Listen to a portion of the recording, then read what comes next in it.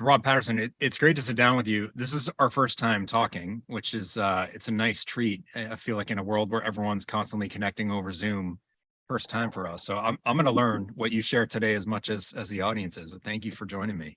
Well, you're quite welcome, man. It's an honor to meet you. First of all, congratulations in your new role Thank you. as CEO and also your new book. I'm just into your first book, so I have a little catching up to do, but it's great to meet you as well.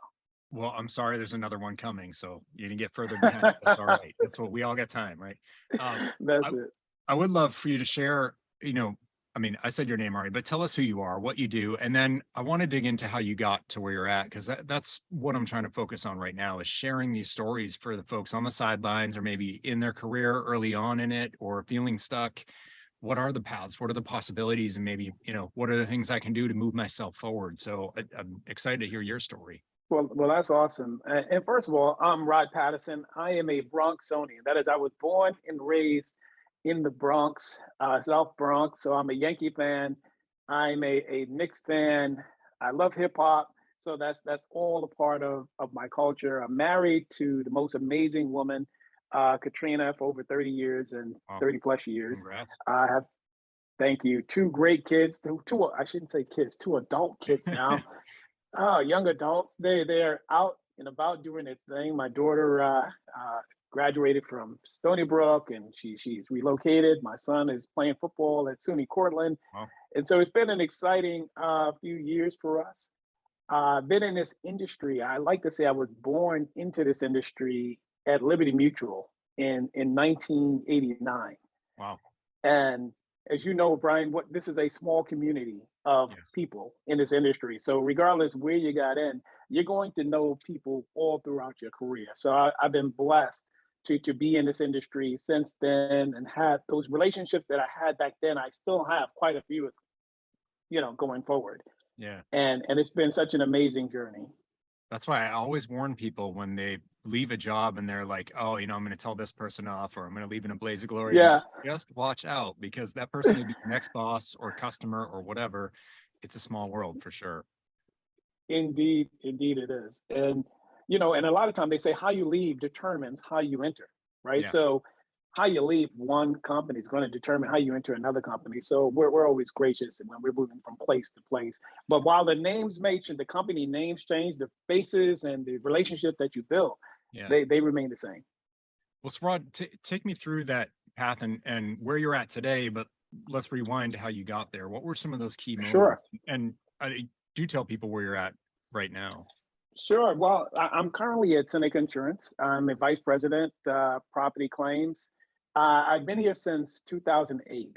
And Seneca was founded in 1978, changed its name to Seneca in 1986, and continues to grow and develop. It's a wholly owned subsidiary of Crum and Forster.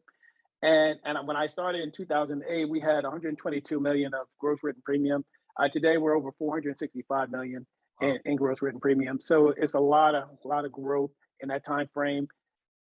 Before I came to Seneca, I was at Chubb Insurance. So I've been at Chubb for another decade, something about decades. I've been at Chubb from 1998 to 2008, and I started there in workers' comp. Hmm. I did workers' comp for about 10 years as well, right? Workers' But comp uh, claims. workers' comp claims, yes. Yeah. My entire career, Brian, is in claims. Yeah. I have such a passion for claims and helping people in the crisis, I love right? that. But I moved to commercial property, to homeowners and commercial property while I was at Chubb. Hmm. And so, my career sort of expanded from there. Prior to Chubb, I did a short stint at AIG. I think everybody in the industry has to at least touch AIG once Yeah. as they're running the bases of this industry, right? You have to touch it. But all these are really great companies. Before that, I was at Utica National Insurance doing workers' compensation for them, another great company. And again, back to my birth at Liberty Mutual, which is where I started my career. Funny thing about starting at Liberty is I interviewed with them about maybe 3 or 4 times, Brian. Yeah. And then it came down to me and another person that they were looking at, and they chose the other person. Yeah. 3 months later, they called me up and they were in tears. They're crying, Rod, we made a mistake. Please come back. Please, not See? quite like that, but Yeah, yeah, that's how I remember it. My memory is yeah. going, but no, they just called me back. They like, Rod, we'd love for you to join us. Another opportunity opened up, and I was able to launch my career in claims. And what I did when I first got there was first and third auto claims. Okay. So I did that for a while, and then how they do. They send you away for training. They train you in all the disciplines, and then ultimately they place you somewhere. And I was in workers' compensation for them. Yeah. And Liberty was a place to be doing that back then. I mean, there was a It point was. along that. Yeah. That's what they did. They were known for bringing in new talent. Interesting. That's what I do a lot now, right? Which thinking about it now, I think that Yeah. probably was birthed from their model. But we're bringing in a lot of interns and developing them and introducing them to the insurance industry, and it's such an amazing experience seeing only these young faces come into the company and Yeah. come into the industry as well. Yeah. Well, Rod, I mean, what was it for you? You're a little bit different from, I think, what we tend to see today, in that you had some longer stints. You put the years in. Do you think that's part of why you've been as successful as you are? Were there other things that contributed to you moving through? Like, what are some of the things that helped you get to where you're at? Well, interesting you would say that, right? Because maybe a few years ago, someone asked me, "What makes you successful?" And they saw what I've been doing and Yeah. what makes you successful. And I've concluded that I guard my gates, right? Which is I wrote a whole book about it, But the whole idea is to organize, defend, and guard your gates, and that's going to help you process this information. Where it's such a wealth of information age, you can become so overwhelmed. But when you can organize it, you can defend, respond to these policyholders, respond to our stakeholders, and then be proactive, guard. And that's what throughout my career has helped me to become successful and to never ever give up. Tell us a little bit more what the phrase means to you, because there's probably people who are hearing it and it's like, oh, sure, I should be like Stonewall about things. And there's others who like, maybe it's more engaging and you use like proactive.